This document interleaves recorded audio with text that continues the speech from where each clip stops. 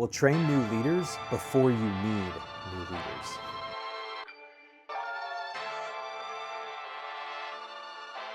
Hey, this is Pastor Matt here with your Missionary Pathway Mission Insight. And if these insights are helpful for you, I want to encourage you, click like and subscribe on the YouTube channel and share these insights out with somebody else that needs them. And today's insight comes from a pain point I know many ministry leaders are facing. Have you ever faced that problem where you need a new leader for a position and you struggle to find that new leader? Or all of a sudden you've gone through that hard process of finding a new leader only to turn around and realize there's another position or two positions where you need a new leader. And it can feel a little crazy. It almost feels like you're plugging holes on one of those cartoon boats. You remember those cartoons where the character would like plug a hole and then the next hole would pop up, and no matter how many times they tried to plug those holes, more holes kept coming up. See, more often than not, that happens because we are waiting to raise up ministry leaders when we need ministry leaders, instead of raising up leaders before we need new leaders. See, it doesn't matter whether you're talking about volunteer leaders to fill positions in your church, small group leaders to lead new small groups, or you're talking about professional clergy.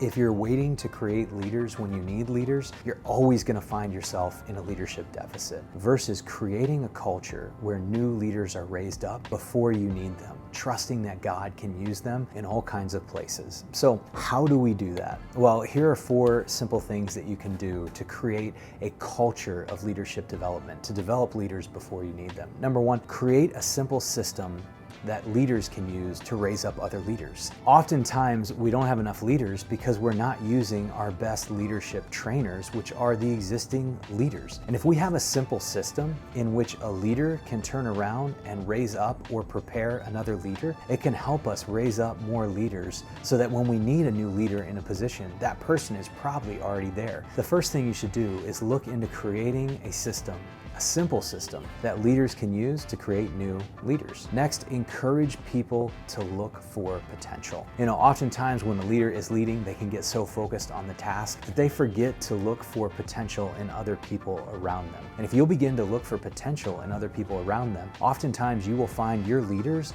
are the best people to identify new leaders, because they will see something in someone that that person might not see in themselves. So teach your leaders to identify potential and invite people into that process. Sometimes you should play matchmaker.